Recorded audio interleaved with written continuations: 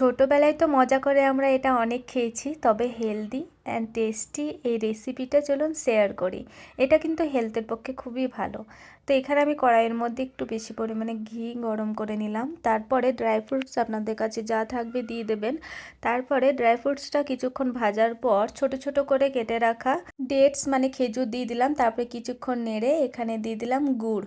জমাট বাঁধানো গুড়টাকে এভাবে কেটে কেটে দিয়ে দিলাম। আপনারা আখের বা খেজুরের যে কোনো গুড় দিয়ে দিতে পারেন। তারপর সামান্য অল্প একটু জল দিয়েছিলাম। তারপরে এটা যখন এরকম মিক্সচার হয়ে আসছিল তখন কিছু ছোলা দিয়ে দিলাম।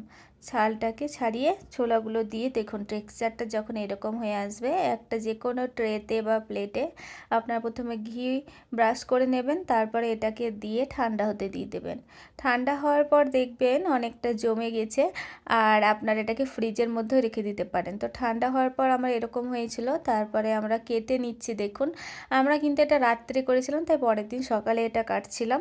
কাটার পর দেখুন কত সুন্দর পিস পিস হয়ে আসবে। খেতে কিন্তু খুব ভালো, এটা হেলথের পক্ষেও খুব ভালো। আপনারা যারা শুধু ড্রাই ফ্রুটস খেতে ভালোবাসেন না তারা এরকম করে ড্রাই ফ্রুটস খেতে পারেন। তারপরে কিন্তু আমি ফ্রিজের মধ্যেও রেখে দিয়েছিলাম পরে এই কৌটাটা। তারপরে দেখলাম বেশি ক্রাঞ্চি হয়েছিল। তা আপনারা এটা ট্রাই করতে পারেন। ধন্যবাদ।